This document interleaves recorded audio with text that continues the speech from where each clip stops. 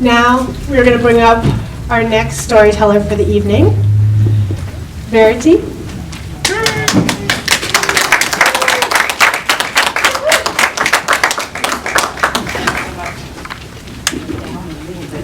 Hi, everybody. Hi. My name is Verity. My husband and I, Fungai, we recently moved here from Zimbabwe. And our first daughter, Narini, was born on the 21st of August.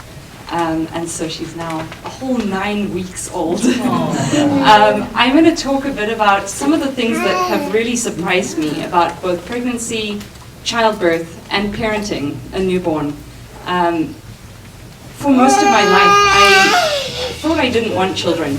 I never expected to have children. And having met Fungai, I realized that a lot of that was that I hadn't met the right partner that I wanted to parent with. And so when Narini decided to make an appearance, so many of my assumptions were overturned about life, I guess, but particularly about pregnancy and childbirth. So I'm going to tell you 6 things that surprised me, and I'll try not to take too much time. The first thing was that everything that we were told in the beginning of my pregnancy was overturned. So when we went for my first ultrasound, they discovered that I had fairly large fibroids in my uterus. And they said, well, you know, this is a huge problem, and you will have to have a C-section. You will probably deliver very early, perhaps as early as 28 weeks. And you know, that it could cause all sorts of complications.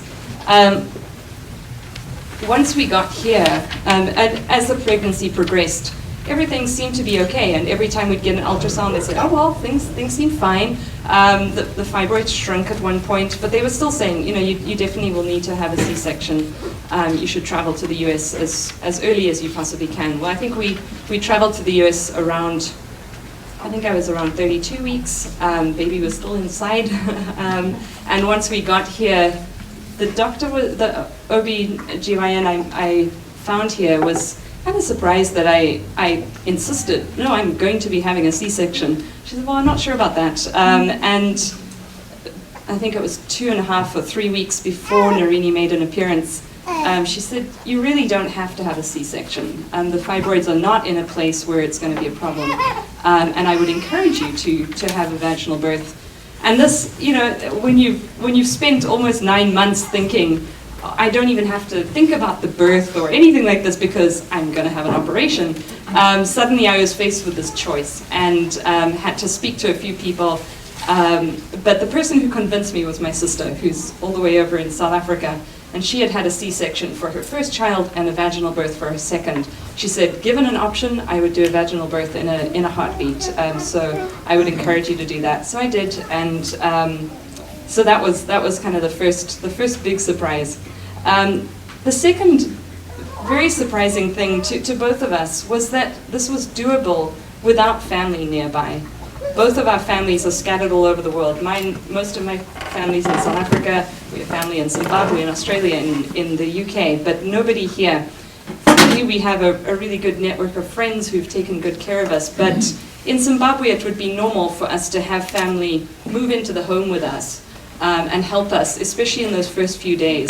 And I think when we got back from the hospital, we were, you know, as all of you know, it's the law here that you have to take your baby home in a car seat. That in itself was so surprising. But we got home and we've survived it. We've survived these 9 weeks without a single parent anywhere nearby, without a single aunt or uncle or other relative. So again, another surprise. The third thing was that the baby was obedient on our first, and this may sound surprising, but she was obedient before she was even born. Fungai is here on a fellowship at Harvard, and on day 1 of his orientation, I woke up just knowing, you know, today is the day this baby is coming. And I went downstairs and I said to Fungai, I know this is your day 1 of orientation, but I think she's going to come today. And he just spoke to my belly and he said, please just give us this one day. We just want this one day. And she did. We went from 8 o'clock in the morning until 9 o'clock at night And at 10:30 that night, my contractions started. I said, "She's coming." So that was great. There are a number of other things. A fourth thing was just how nice people are. I know this is obvious, but when you're pregnant, people are so nice. And when you have a newborn, people are super nice. So, I'm running out of time. I have to make this point.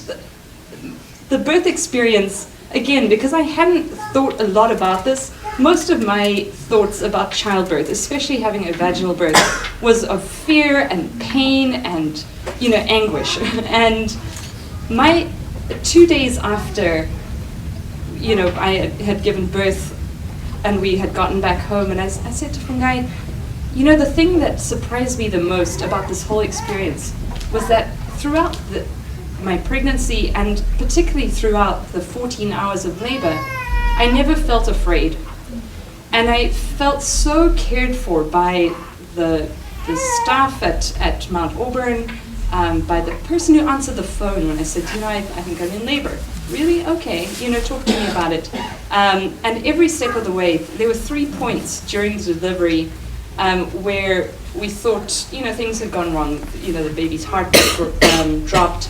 She wasn't progressing quickly enough. And at every time there was a so-called crisis, my doctor would say, "Look, this is what's going on. These are your options. What do you think about this, or this? It's your decision." And then I would make the decision, and we would go on. And I think just not feeling afraid, not feeling pressured, not feeling out of control was the single most surprising thing about this whole experience. And I'll just add one more thing. I know I'm totally out of time. But the last thing was that parenting is awesome. I think, when you're pregnant, everybody tells you these horror stories like, "Oh my God, you're going to be sleep deprived, you're going to be this, you're going to be that, enjoy your freedom," all these things. And I think, now in the parenting phase of things, I am just so in awe of parenting. It's the most amazing thing that I've ever experienced, that we've ever experienced. And that's Narini telling me I'm so out of time. But anyway, thank you. Baby 9 weeks ago? You look fantastic. I feel like I would Another surprise, breastfeeding. Oh yeah! So, you guys are the cutest.